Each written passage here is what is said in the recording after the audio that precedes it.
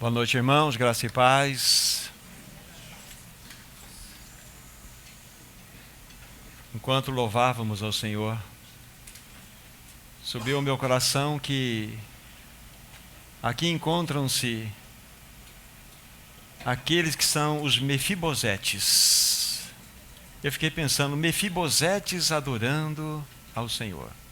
Mefibosete foi um jovem, claudicante, ele era aleijado das duas pernas.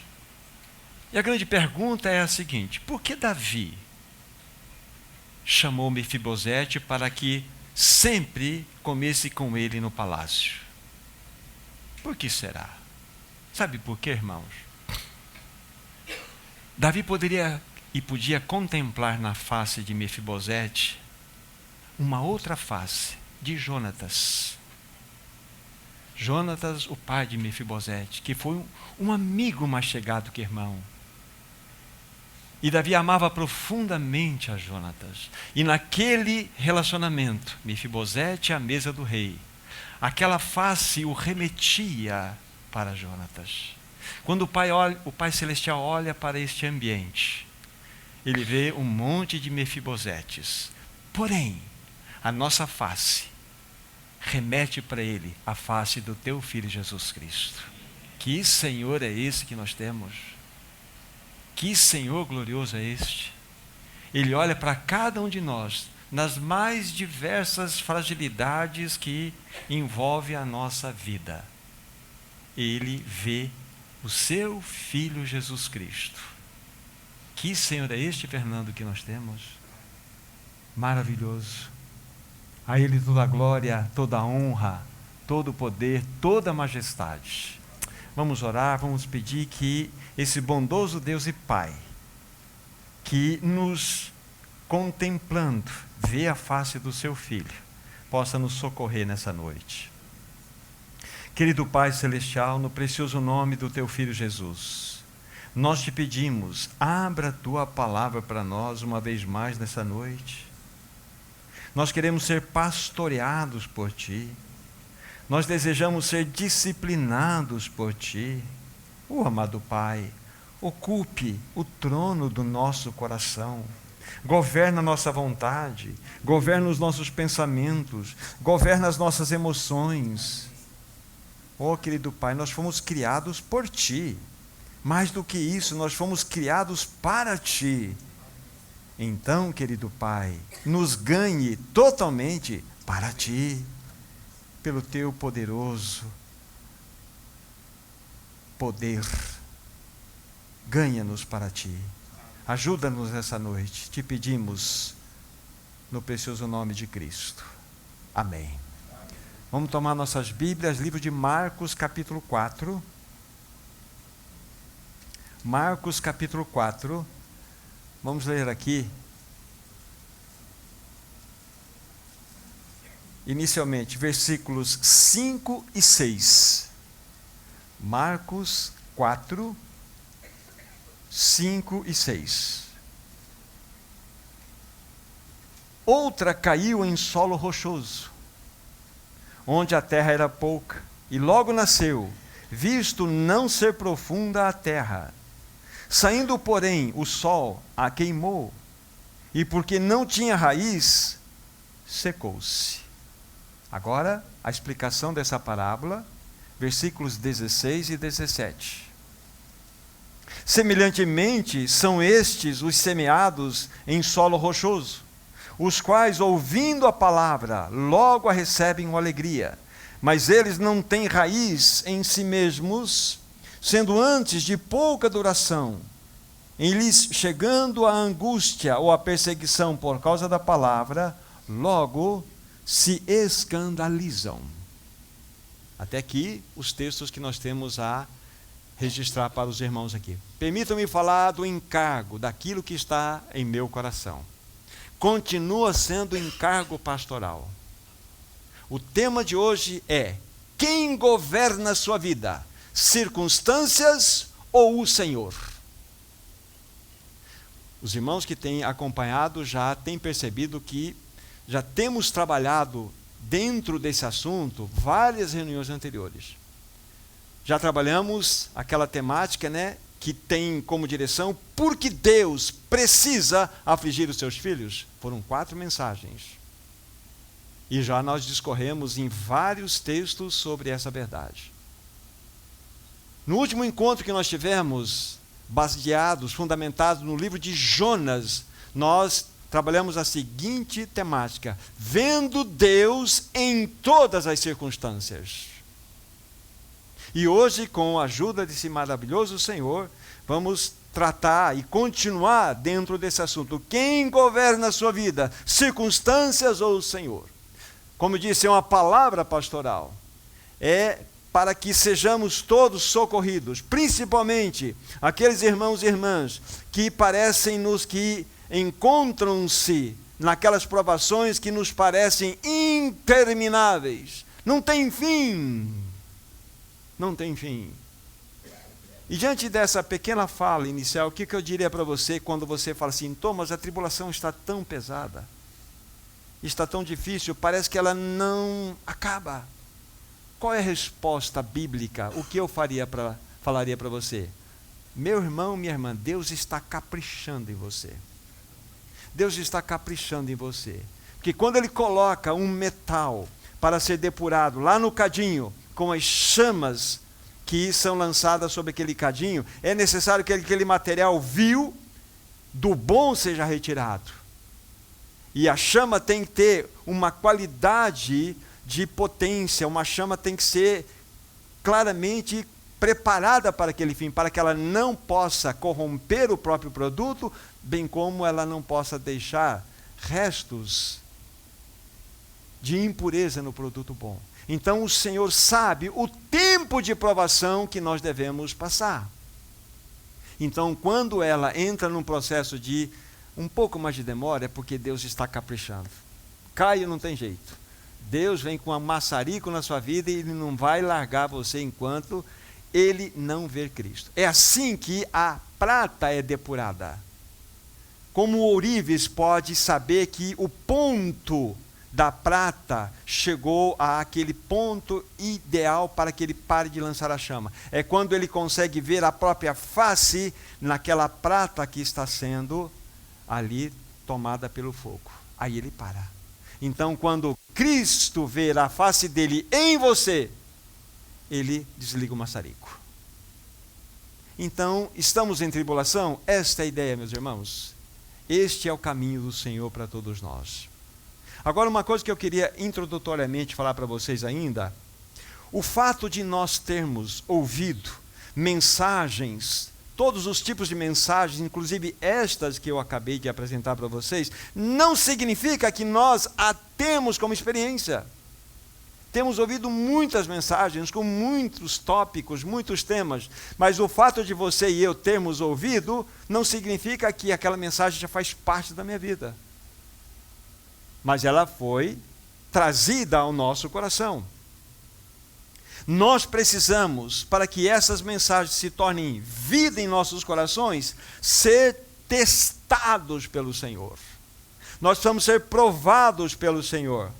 Toda palavra que nós ouvimos vem acompanhado de uma circunstância adequada para que aquela palavra se torne vida em você. Sempre vai ser assim. Isso é bíblico. Isso é completamente bíblico. O que isso significa? Que o Senhor enviará. Aí, daqui a pouco nós vamos olhar para essa parábola, né? Especificamente nessa semente que foi lançada num solo rochoso e ver qual a lição, as lições que nós temos de tirar aqui. Mas a Bíblia fala aqui que essa semente caiu num solo rochoso, a terra era pouca, o sol nasceu e veio e queimou. Então você recebe uma palavra, ela chegou ao teu coração, ela vem acompanhada de uma circunstância. Então, essa circunstância nada mais é do que um sol que está sendo mandado para você para te provar, para ver se a palavra que você recebeu no coração, ela vai prosperar. Aí nós temos vários exemplos. Por exemplo, a paciência, já falamos sobre isso. A tribulação produz paciência. Então, Felipe, quando você olha, meu Senhor, eu sou tão irritado lá em casa, me dê paciência. O que nós pensamos é que Deus vai lá no arquivo celestial, do almoxerifado celestial da paciência, vai trazer 1,5 kg de paciência para o Felipe. Vai tirar a irritação dele, vai parafusar. Não é. Sabe o que ele vai fazer? Ele vai colocar e cercar você de pessoas, entre aspas, tidas como chatas, para provocar você, porque a tribulação produz paciência. Deus é prático. Por isso que Ele nos juntou, gente. É por isso que Ele nos juntou. Deixa eu provocar vocês novamente. Querem se conhecer? Muito fácil. Alugue uma van. Vão para a praia juntos. 10 dias são suficientes. Vocês vão ver quem vocês são. E eu também. Então, tudo pela prática. Você quer ser testado na fé? O que o Senhor vai colocar para você? Dúvida. Vai colocar para você situações completamente onde o seu chão vai sair diante dos seus olhos. É assim que Ele vai fazer. Ou você pensa que Ele vai dar, nossa, o Wagner está precisando de fé, deixa eu dar lá uma porção de fé para ele. Tudo é fácil. Não é. É prática. Como foi que Cristo aprendeu a obediência? Não foi pelas coisas que sofreu? Isso é um princípio. Eu estou precisando de obediência. Vai chegar o sofrimento, você vai ser apertado nas coisas, para que essa obediência possa brotar de você como o caráter de Cristo. Entende como tudo é prático? E fala de alegria, nós podemos falar de outras coisas, né? De gratidão no coração, enfim, de outros assuntos. Então vem a palavra, qual que é a situação? Vem a palavra, o Senhor manda uma circunstância, aí necessariamente eu agrego um elemento aqui, vem a necessidade do caminho da cruz, porque a palavra vai provar você. Aí você vai ter que, então, o caminho da cruz significa negar a si mesmo, tomar a sua cruz e após Jesus. Porque o que importa agora não é você, é o caráter de Cristo. Então, palavra, circunstância. Caminho da cruz igual caráter de Cristo. Lembre-se, quando você nasceu de novo, você teve a experiência em Cristo Jesus, você ganhou a vida de Cristo, mas o caráter de Cristo não está em você ainda. A vida é dada, o caráter é forjado. É forjado na prática. E o Senhor vai usar todos os movimentos da nossa vida para que vamos dizer assim, esses movimentos possam produzir essas circunstâncias para que nós possamos negar a nós mesmos, tomar a cruz e ir após Jesus. Igual a caráter. Igual a caráter. Então vocês estão me entendendo. O fato é que o Senhor vai sempre enviar situações contrárias para que sejamos provados. Muito importante, repetindo algo aqui. Se nós não negarmos a nós mesmos, se não tomarmos a nossa cruz, a palavra não se tornará vida em nós. Ela apenas será uma palavra intelectualizada na sua mente. Está guardada aqui. Importante para nós pensarmos sobre isso. A cruz, olha o que eu vou dizer para vocês aqui com muito cuidado. A cruz, ou o caminho da cruz, divide os cristãos. Divide não é divisão que vocês estão pensando aí, mas divide em 2 grupos, os vitoriosos e os claudicantes. O caminho da cruz divide os cristãos em 2 grupos. Um grupo que pode ser colocado o grupo dos vitoriosos, porque negam a si mesmos, tomam a cruz própria e seguem a Jesus. Os claudicantes vão viver ou procurar viver de uma outra maneira que já vamos dizer para vocês aqui, lembrando 2 palavras. Vão viver pelas circunstâncias e pelos sentimentos. Se você não viver pela fé, você só tem uma outra opção: circunstâncias e sentimentos. Você vai horizontalizar a sua face e você vai interpretar a sua vida mediante o que você vê, e não daquilo que vem do alto. Então é importante pensarmos assim: a cruz divide mesmo. E esperamos que estejamos todos no primeiro grupo. Muitas novas criaturas estão padecendo porque vivem em função de circunstâncias e sentimentos. Por isso que o nosso título é: quem governa a sua vida? Circunstâncias ou o Senhor? Se forem as circunstâncias, eu imagino como você é. Agora, se for o Senhor, também posso ter um vislumbre daquilo que você é. O que tem dirigido a minha vida, o meu viver? Os que tomam o caminho da cruz irão suportar o calor do sol, a prova, e vão viver pelo Senhor, e vão crescer, vão avançar, vão interpretar todas as coisas na perspectiva dessa realidade que estamos colocando para vocês. Agora, os que rejeitam o caminho da cruz irão viver para si mesmos, irão murchar, como logo mais vamos chegar aqui na parábola, como aquela semente que foi plantada em solo rochoso. A terra era pouca, nasceu, brilhou, explodiu, viu tudo, vislumbrou, mas aí veio o sol da provação, murchou. Já vamos mostrar para vocês claramente o que a Bíblia quer nos mostrar sobre esse assunto. Nós não podemos incorrer nesse erro. Nós iremos definhar se nós rejeitarmos o caminho da cruz. Nós precisamos entender que a única maneira de nós desfrutarmos de uma vida vitoriosa é negar a nós mesmos, tomar a nossa cruz e ir após Jesus. Não tem outro. Irmãos, o caminho da cruz, vou dizer uma coisa muito importante para vocês aqui: o caminho da cruz não é sofrimento. Não é. Não é.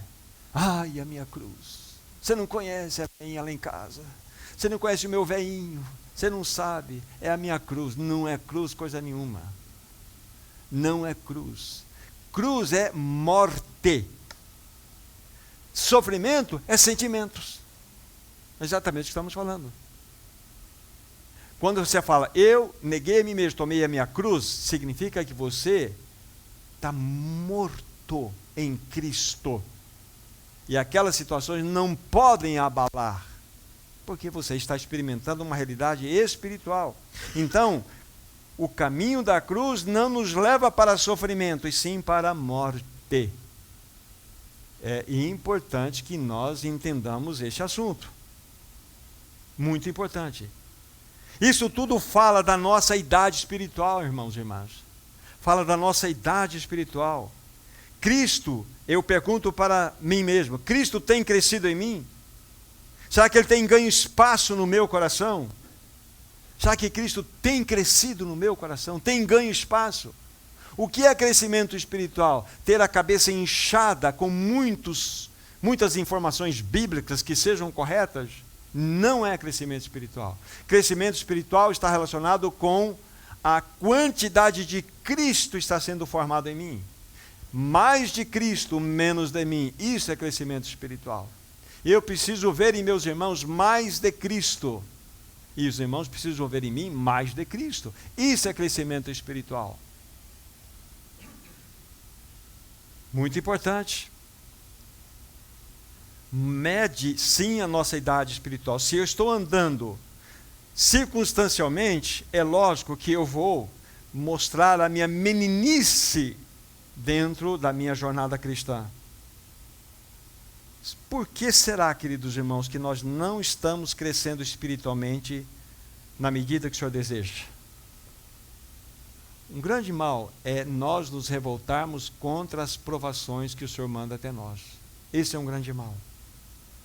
Esse é um grande mal. Todo definhamento, todo murchar espiritual começa quando nós resistimos o caminho da cruz, e aí nós começamos a regredir. Então, irmãos e irmãs, todo o processo de provação em nossas vidas tem como objetivo, de fato, lógico, como temos insistido em outras vezes, a formação do caráter de Cristo, mas é para que nós andemos segundo o coração dele, andemos governados pelo Senhor e não por sentimentos ou circunstâncias. Nós não seremos bênçãos para este mundo se nós não formos partidos. Não precisam ir lá. Mas lá em Mateus capítulo 14 e 19, lá tem uma descrição da primeira multiplicação dos pães, 5 pães e 2 peixes. É interessante quando o Senhor Jesus, para que ele pudesse alimentar aquela multidão, o que ele fez com o pão? Ele partiu. E é assim, a única maneira de você ser bênção e alimentar uma pessoa, alimentar as pessoas lá fora, é quando você for partido. Não há como nós sermos bênçãos na vida de outros, alimentar a outros, se nós não formos partidos. As provações que chegam na vida de qualquer cristão não têm como objetivo roubar nada daquilo que ele tem, apenas irá expor a verdadeira condição espiritual do cristão. As provações que chegam nas nossas vidas não têm a finalidade de roubar algo de nós. Essas provações evidenciam o nível, a idade espiritual que eu me encontro, que você se encontra. Simples assim. Queridos irmãos, a gente tem percebido que Ele, o nosso amado Senhor, tem nos chamado para uma vida de profundidade. E o que as provações têm feito em minha vida e em sua vida, tem simplesmente exposto, vou usar uma palavra pela primeira vez aqui hoje, tem exposto a superficialidade da nossa experiência cristã. Somos superficiais. E a partir desse ponto agora, nós vamos olhar para o texto que nós lemos. As provações, expõem a superficialidade da nossa experiência em Cristo. Com os olhos no texto de Marcos, e o que nós iremos fazer aqui? Nós vamos olhar para o primeiro texto lido, que é Marcos 4, 5 e 6, 16 e 17.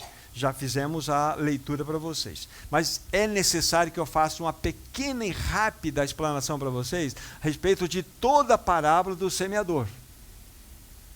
Ainda que seja de modo rápido, aqui na parábola do semeador nós encontramos 4 tipos de solos diferentes. Eis que o semeador saiu a semear. E a primeira semente foi lançada num solo chamado à beira do caminho. Aí vem o solo rochoso, vem um solo que está cheio de espinhos, é um solo espinhento, e depois um bom solo. Então, a parábola do semeador apresenta-nos 4 tipos de solo. Lógico, remete para, figuradamente, o nosso coração. Pensem aqui, estes solos representados aqui com o nosso coração. Agora, o foco principal dessa parábola não está em olharmos para a questão se aquela pessoa é salva ou não é salva. Não é este o objetivo dessa parábola.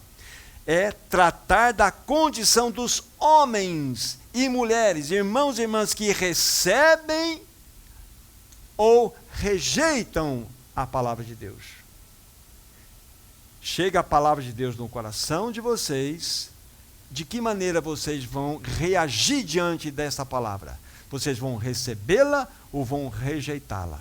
Eu a recebo quando esse processo que estamos insistindo aqui é real em você. Vem a palavra, vem a circunstância, você é convidado a negar a si mesmo, tomar a cruz, para que você tenha o benefício disso aqui.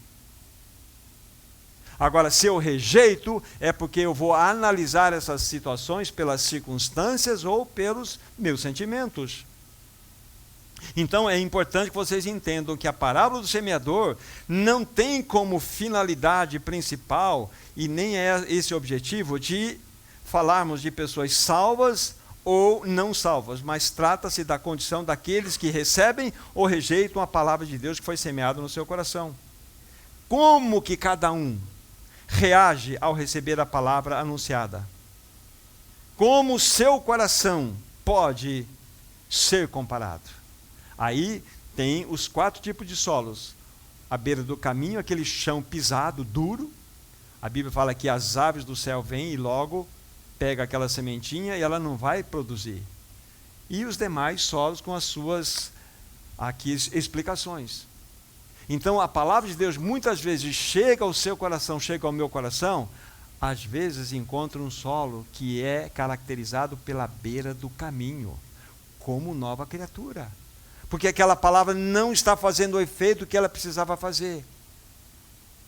Então qualquer um de nós aqui pode ser aqui identificado em alguma situação por uma palavra específica que ele caracteriza-se como um solo duro ou à beira do caminho. Fica claro para nós isso? Então, exatamente esta é a finalidade desta parábola. Agora eu preciso ver com qual tipo desse solo, desses solos, o meu coração pode ser identificado. E o que nós vamos fazer, agora mais pontualmente falando, é olhar para o segundo tipo de solo, os textos que nós lemos. Estamos em Marcos capítulo 4, versículos 5 e 6, e 16 e 17. É o solo rochoso. Pois aqui nós iremos ter o quê? Uma clara descrição da experiência de muitos de nós, cristãos. O solo rochoso descreve para nós uma vida cristã superficial. Já pode anotar. O solo rochoso descreve para nós um tipo de vida que é caracterizada como uma vida superficial. Por que superficial? Não resiste e não suporta o teste das provações.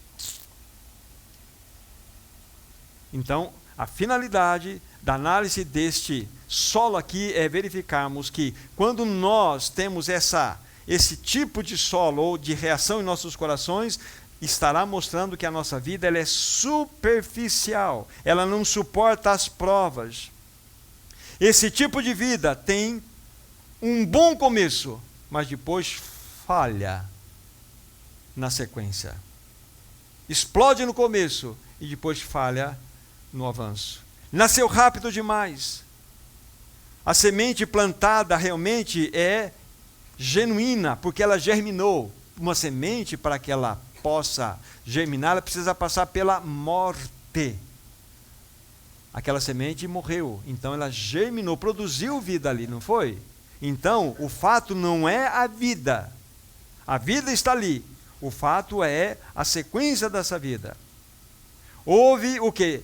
De fato, uma experiência genuína neste irmão que verdadeiramente recebeu essa palavra. Isso não tira a realidade de que ele é uma nova criatura. Contudo, não suporta ou não tem a condição de suportar o sol da provação. Isso pode acontecer com qualquer um de nós. Isso descreve a experiência de muitos de nós, cristãos. Nós começamos muito bem, e quando chegam, ou quando as provas começam a chegar até nós, começamos a sofrer, a murmurar e a desanimar. O que está acontecendo? O que está acontecendo? Nós devemos tomar cuidado de uma expressão que muitos anos eu aprendi com um irmão. Eu vou falar e vocês vão, talvez alguns lembrar. Tomar cuidado com DDD satânico. Dúvida, desânimo, desespero. Esse DDD nós temos que tomar cuidado. Isso tem cheiro de enxofre. Isso tem cheiro de inferno. E normalmente, quando nós, como filhos de Deus, temos uma vida superficial, nós somos alvos fáceis desse DDD. Dúvida, desânimo, desespero. Irmãos, o sol da provação só revela e expõe a nossa verdadeira condição espiritual. E dessa forma nós vamos descobrir o quão, de fato, nós somos rasos na nossa experiência. Agora, o que vamos fazer? Nós vamos verificar 3 razões de nós sermos superficiais em nossa experiência espiritual. 3 razões. A primeira razão, é a superficialidade do solo. O texto nós já lemos, vou reler, versículos 5 e 6. Ora, a outra semente, né, a palavra, caiu em solo rochoso, onde a terra era pouca, e logo nasceu, visto não ser profunda a terra. Saindo, porém, o sol a queimou, porque não tinha raiz e secou-se. Explicação 16 e 17. Semelhantemente, estes são os que foram semeados em solo rochoso, os quais, ouvindo a palavra, logo a recebem com alegria, mas eles não têm raiz em si mesmos, sendo antes de pouca duração, e em lhe chegando a angústia ou a perseguição por causa da palavra, logo se escandalizam. Isso significa o que para nós? Então, nós temos a primeira razão, superficialidade do solo. Esse é o nosso ponto aqui. Significa o quê? Pouca terra e nenhuma profundidade. Pouca terra e nenhuma profundidade. Exemplo: alguém ouve a palavra, recebe prontamente, tem a clara compreensão dessa verdade, consegue até transmiti-la para outros, dá testemunho. Contudo, quando o fogo da aprovação chega, começam a recuar, começam a dar passos atrás, começam a sofrer, começam a murchar. O que aconteceu? Essa é a pergunta. Aí vem a causa. Que quando nós, de fato, andamos superficialmente, quando nós andamos dessa forma, então significa que nós estamos vivendo por circunstâncias e sentimentos. Esse é o grande mal nosso. Viver por circunstâncias e por sentimentos. Nós fazemos a leitura fundamentadas erroneamente nessas duas terríveis situações que nos aprisionam, que nos mantêm presos. Aqui está verdadeiramente o problema. Agora você pergunta, e a solução? Opa, eu vou dar uma solução, ou a Bíblia vai dar uma solução para cada uma dessas razões que eu estou levantando para vocês, que envolve um coração que tem essa característica de um solo rochoso. Primeira razão, vimos que somos aí aqueles que são considerados que têm uma superficialidade de vida. Qual é a solução? Vamos para a palavra de Deus. 2 Coríntios 5, versículo 7. Agora quero que vocês abram lá. 2 Coríntios 5, 7. Um único verso, bem pequenininho, mas ele é penetrante. 2 Coríntios 5, versículo 7. Tão curto que é e tão poderoso que ele é também. Visto que andamos por fé e não pelo que vemos.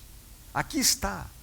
Essas poucas palavras resumem para nós o estilo de vida de qualquer cristão.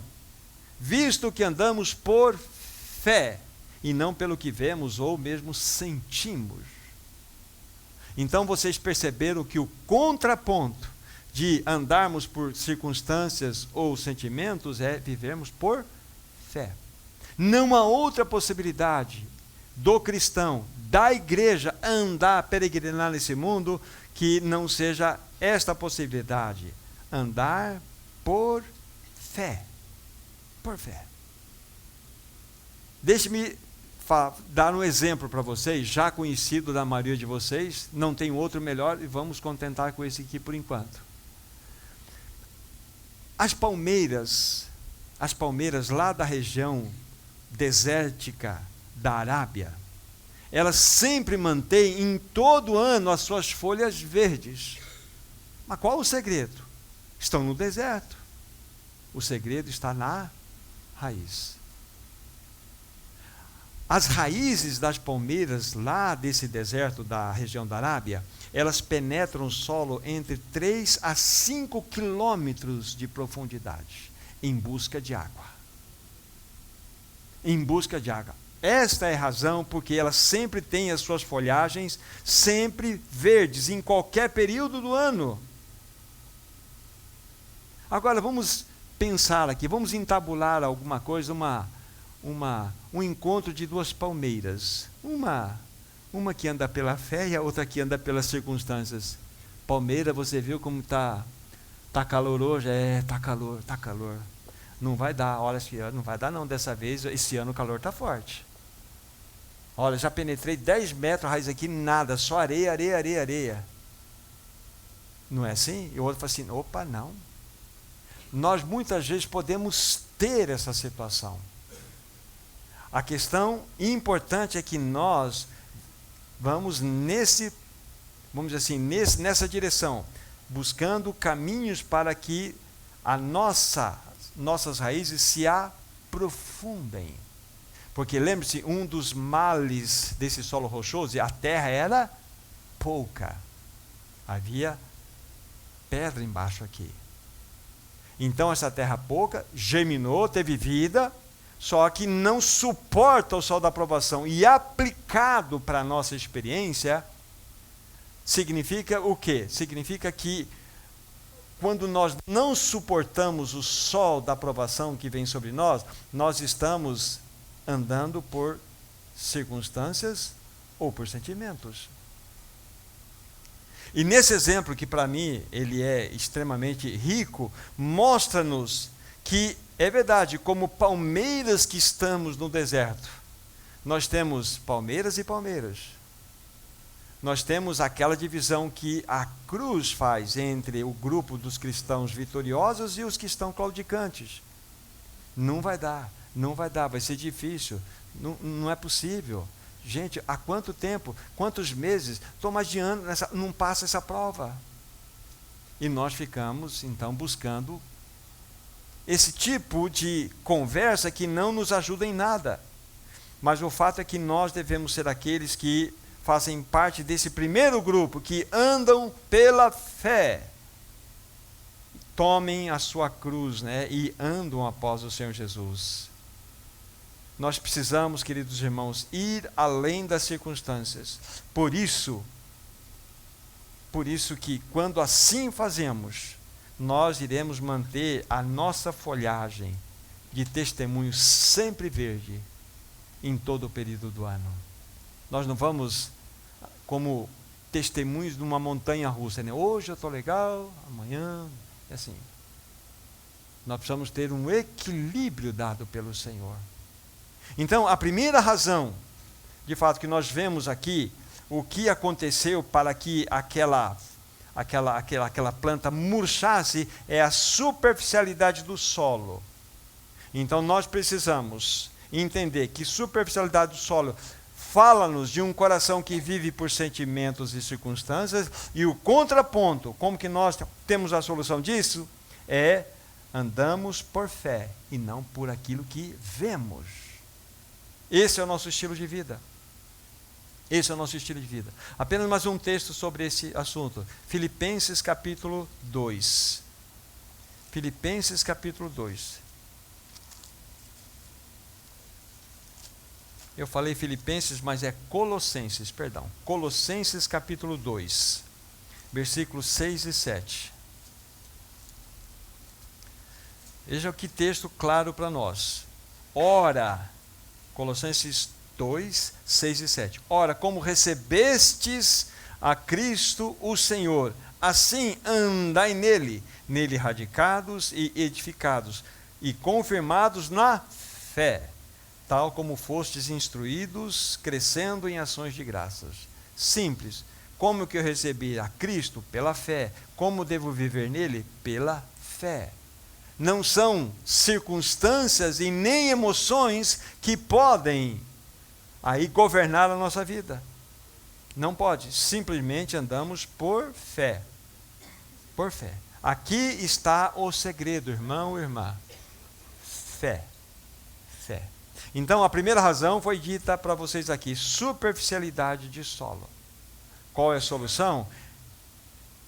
O porquê é superficial aí o nosso coração? Simples assim, porque andamos pelas circunstâncias e por sentimentos. Quando você sai dessa esfera superficial, circunstâncias e sentimentos, você entra numa esfera de fé, onde você vai negar a si mesmo, tomar a cruz, e a palavra vai fluir e as suas raízes vão se aprofundar. É o contraponto. Vamos para a segunda razão, que nós estamos verificando aqui, daquela planta, aquela planta então murchar diante do sol escaldante que veio sobre ela. Então, coloquem lá, falta de raiz. Vamos lá agora nessa perspectiva. Falta de raiz. O que é a raiz? Vamos pensar numa árvore. Então a árvore, quando você a olha, ela tem duas partes. Tem a parte visível e a parte invisível. Na parte visível você vê tronco, você vê galho, você vê plantas, flores, frutos, você vê um monte de coisa, está diante dos seus olhos. Mas existe uma parte invisível. Esta é a raiz. Esta é a raiz. Então, aqui fala-nos de algo extremamente importante para nós. A raiz é essa parte que está escondida. Isso representa para nós o que, queridos irmãos? Uma vida escondida, uma vida de devoção ao Senhor. Nós não sairemos da superficialidade da nossa vida espiritual se nós não tivermos uma vida enraizada, numa vida de devoção, numa vida aos pés do Senhor. Um cristão que não desfruta de uma vida oculta diante do Senhor, nada tem, é superficial, não tem raiz. Vida oculta significa vida aos pés do Senhor. Não é essa aparente que nós temos aqui, que vocês me veem também. Isso não é vida oculta. Vida oculta é aquele momento que você pode escolher aquilo que você vai fazer. E você toma a decisão. Vida oculta é quando você entende que as suas raízes precisam ser aprofundadas. E se elas não forem aprofundadas, você não tem nada. Você tem um monte de informação na Bíblia, de Bíblia na sua mente, como eu. Mas não tem vida. Então, falta de raiz, que é essa razão que nós estamos verificando, daquela planta não suportar o calor do sol, remete-nos para essa ideia. O nosso coração, quando nós não desfrutamos de uma vida de comunhão e de desfrute de uma vida escondida com o Senhor, nós não suportaremos as provações, não teremos para onde correr. Nós só somos socorridos quando verdadeiramente estamos desfrutando de uma vida oculta diante do Senhor, uma vida aos pés do Senhor. Sem esse desfrutar, nós não iremos avançar. E essa vida, queridos irmãos, é aquela vida que ninguém vê, ninguém conhece, só o Senhor e você sabem a verdade dessa vida. Vida de comunhão, vida escondida, vida aos pés do Senhor. Ninguém vê, não tem contabilização de auditório. Mas o Senhor sabe o quanto você tem buscado a face dele. Então, por que nós somos superficiais? Porque nós somos aquelas pessoas que vivem por sentimentos e circunstâncias e não pelo Senhor? Não temos raiz. Não buscamos ao Senhor. Achamos que nos alimentar aí um encontro, 2 ou 3 encontros semanalmente, tendo um pouco de comunhão, isso seria suficiente. Não é. Isso não é vida de comunhão. Vida de comunhão é você e a palavra de Deus aos pés do Senhor. Não é você e o seu cônjuge, é você e o Senhor. Com o cônjuge também é importante, mas você precisa ter a sua vida escondida com o Senhor. Então a falta de raiz na vida de muitos de nós provoca exatamente isto. Quando o sol, o calor da provação chega a nós, nós trememos. Porque nós não temos intimidade com o Senhor. Nós não temos, sabe, essa vida escondida com Ele. Sem essa vida de comunhão com Ele, sem essa vida escondida com Ele, nós iremos murchar, queridos irmãos, diante do sol das provações que virão a nós. Assim, nós seremos governados pelas circunstâncias, pelos sentimentos e não pelo Senhor. Nós sempre iremos reagir às circunstâncias que estão à nossa frente. Vamos reagir aos sentimentos que envolvem todas as situações que cercam a gente. Não é assim que uma nova criatura deve viver. Nós vivemos, lembre-se, a solução lá, a solução no primeiro ponto, por fé. Mas agora é não só viver por fé, mas é viver uma vida de comunhão com o Senhor. Fé, contrapondo sentimentos e circunstâncias, e agora, depois que descobrimos isso, precisamos aprofundar nossas raízes de intimidade com o Senhor. Está claro para nós? Esse é o ponto para todos nós. Só que, infelizmente, para muitos de nós, não passamos daqueles que têm raiz de cebolinha. Raizinha que cebolinha, arranca fácil. Esse é o ponto. E o Senhor precisa nos ajudar, precisa nos socorrer nesse assunto. Eu olho para a minha vida e julgo a mim mesmo. Faça isso com você, julgue a si mesmo diante do Senhor. Como está a sua vida devocional escondida diante desse Senhor? Precisamos da solução. Demos a solução para o primeiro aspecto, primeira razão, vida superficial, vida de fé. A solução, Mateus 6, versículo 6. Aqui é um convite que o Senhor faz. Capítulo 5, 6 e 7 do livro de Mateus é o conhecido Sermão do Monte. E aqui está expresso aquilo que é de mais profundo no coração do nosso amado Senhor Jesus. Capítulo 6, versículo 6. Tu, porém, quando orares, entra no teu quarto, e fechada a porta, orarás, e teu pai que vem em secreto, e teu pai que está em secreto, e teu pai que vê em secreto, te recompensará. Vou ler de novo. Tu, porém, quando orares, entra no teu quarto, e fechada a porta, orarás a teu pai que está em secreto, e teu pai que vê em secreto, te recompensará. Vida secreta é quando você fecha a porta. É quando você fecha a porta. Pense isso até numa imagem literal, onde você e o Senhor se encontram. Um irmão certa vez contou uma experiência, apenas uma coisa de explicação didática. Ele falou o seguinte, que ele tinha um ambiente, um lugar lá onde ele tinha um encontro com o Senhor. Apenas didaticamente falando. Ele sempre deixava duas cadeiras, uma para ele e outra para o Senhor. E ele dizia o seguinte, que quando ele chegava nesse ambiente, é como se o Espírito mostrasse ao coração dele uma realidade, trouxesse uma revelação para ele.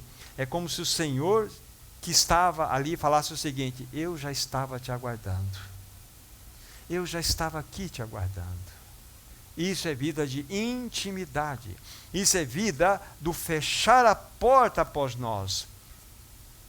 E é exatamente nessa realidade, nessa vida oculta, que irá produzir em nós o quê? Raiz. É nessa condição que o Pai irá nos falar de modo peculiar. Nós tocamos a Ele. Nós tocamos o Senhor. Porque Ele vai, de fato, se revelar. É interessante que na leitura, vocês prestaram atenção, Ele que nos vê em secreto, Ele não nos ouve em secreto, Ele nos vê em secreto. Então, Ele tem uma assistência que fala-nos de intimidade com Ele. Essa é a beleza. Eu quero incentivar os meus irmãos e irmãs a tomar esse assunto muito, muito sério. O Senhor tem nos chamado para uma vida de intimidade. Muitos irmãos e irmãs têm perdido do avanço espiritual, porque não têm desfrutado desse assunto aqui. Associe, por favor, isso aqui ao primeiro aspecto da vida superficial, que tem como solução vida de fé. Irmãos, não cai naquele erro.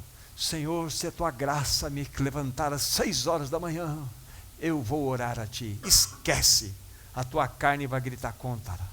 Bota o teu despertador, se você quiser esse objetivo. Tome uma medida e se posicione. Não é a graça que vai te acordar, é o despertador que vai te levantar. E você vai de joelhos diante do Senhor e vai orar, e vai buscar a face dele. Não transfira uma responsabilidade que já foi dada a você. Não transfira um peso de obediência que o Senhor já concedeu a você para que você, de fato, entre por caminhos errados. Só ouçam, por favor, o que sobe ao meu coração agora. Depois eu dou o endereço. Visto como, pelo seu divino poder, nos têm sido doadas todas as coisas que nos conduzem à vida e à piedade, pelo conhecimento completo daquele que nos chamou para a sua própria glória e virtude. Visto como, isso é 2 Pedro 1,3, visto como pelo seu divino poder nos foram doadas todas as coisas que nos conduzem à vida e piedade. Aqui encontram-se a vida de raiz, a vida de oração. Já foi doado. Então você precisa de um posicionamento de fé e simplesmente realizar. Agora, não responda para ninguém, nem só para o teu coração. Quanto tempo você tem gasto diante da presença do Senhor? As tuas raízes estão aprofundando? Essa é a grande questão. Então, essa segunda razão de nós não conseguirmos suportar o calor da provação é porque exatamente as nossas raízes, elas não conseguem descer. Isso fala-nos da parte oculta, lembram-se? Fala de vida de intimidade, de vida invisível, longe dos olhos das pessoas. Então, para que nós possamos verdadeiramente entender e responder àquela questão, né? Se a minha vida está sendo governada por circunstâncias, ou sentimentos, ou pelo Senhor, essas questões precisam ser resolvidas no nosso coração. E por fim, a terceira razão que motiva, vamos dizer assim, sermos derrotados pelo sol escaldante das provações, chama-se solo empedrado. Solo empedrado. O solo rochoso. Então nós já vimos a vida superficial, pouca terra, lembra-se, não tinha raiz. Vimos a questão da falta da raiz, falta de intimidade. Agora, um outro motivo pelo qual é o solo empedrado. Isso fala-nos do quê? Pecados. Pecados muitas vezes escondidos e ego endurecido. Isso aqui é um terrível mal, estou falando para as novas criaturas, não estou falando para ímpio, estou falando para filho de Deus. Muitos filhos de Deus precisam tratar de pecados ocultos, precisam tratar de pecados que estão escondidos no seu coração. O que impede de nós aprofundarmos as raízes são estas pedras chamadas pecados em nossas vidas. São pecados que nós guardamos e não confessamos. Isto faz com que permaneçamos superficiais.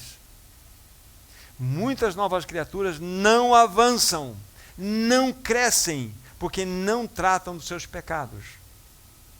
Não tratam. Daqui a pouco vamos dar um exemplo simples para vocês. Então, estamos diante dessa terceira razão pela qual o nosso coração, a nossa vida não suporta o sol da provação. Pecados escondidos e não confessados.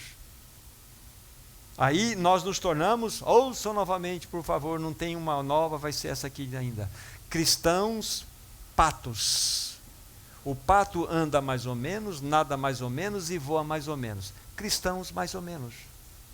Não crescemos. Ficamos aprisionados em nós mesmos, porque há pecados escondidos, há pecados que não foram confessados. Isso é terrível, queridos irmãos. Isso impede de nós aprofundarmos as raízes, lógico. Então vamos verificar o que o livro de Hebreus tem a nos dizer como uma fala de advertência.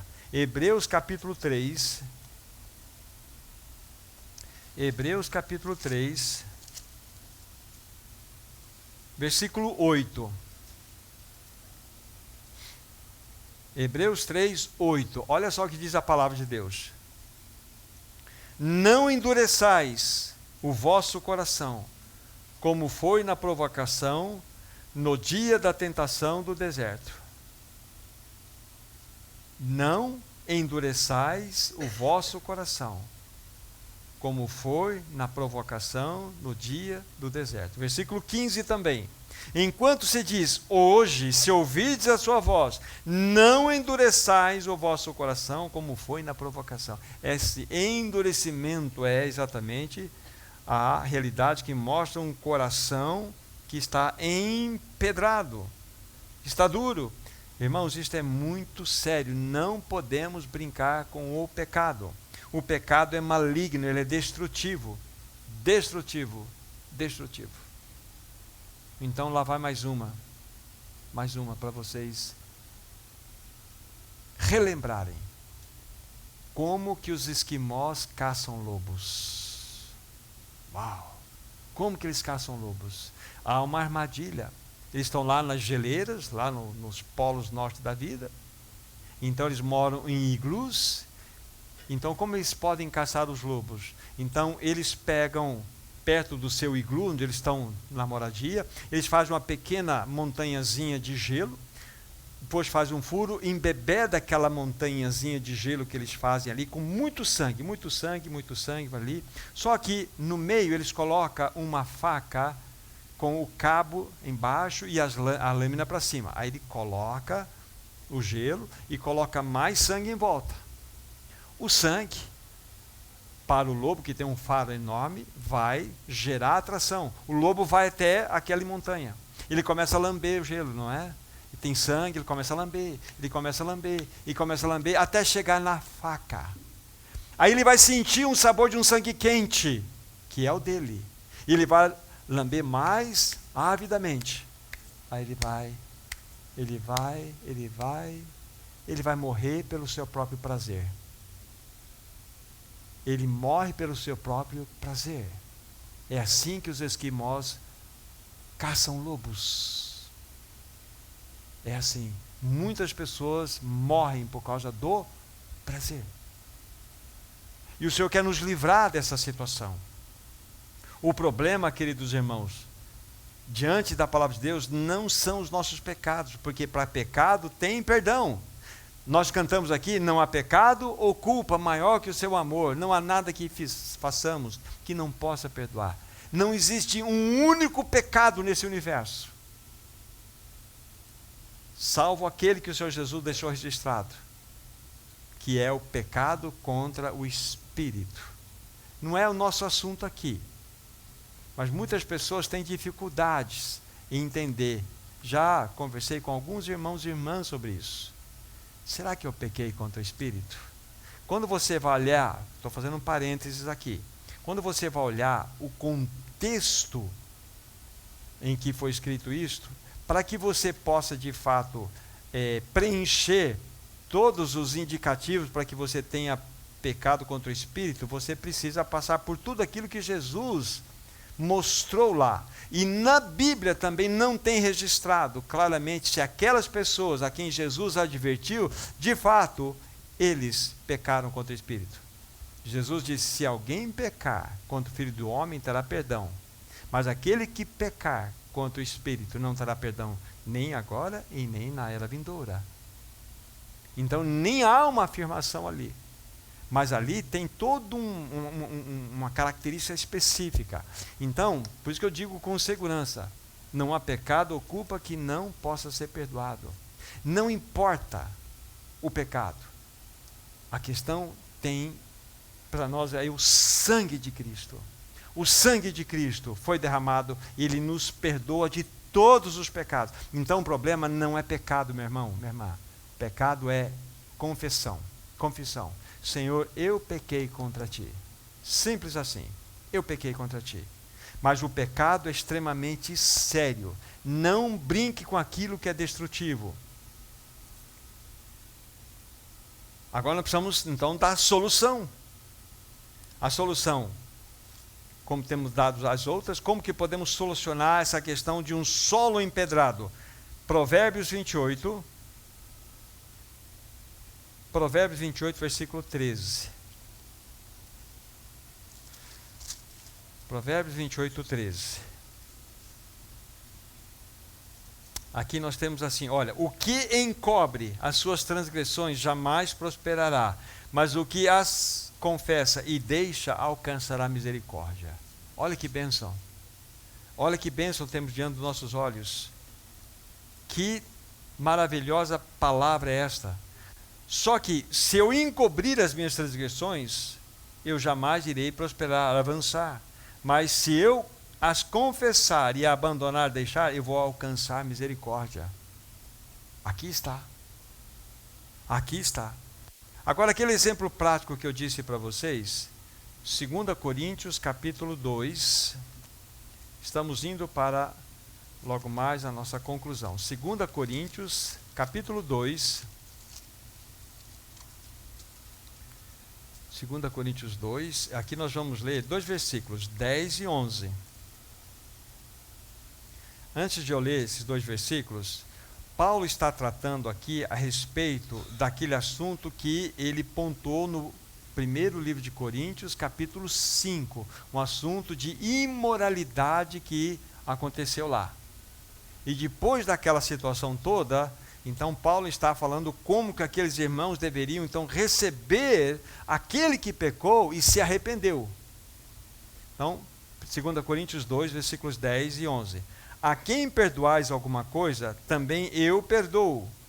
Porque, de fato, o que tenho perdoado, se alguma coisa tenho perdoado, por causa de vós o fiz na presença de Cristo, para que Satanás não alcance vantagem sobre nós, pois não lhe ignoramos os desígnios. Questão do perdão. Perdão. Nós precisamos olhar para o nosso coração com o farol do Espírito e verificar se tem alguma coisa dentro dele, para que nós possamos, pela instrumentalidade do Espírito Santo, identificar e confessar.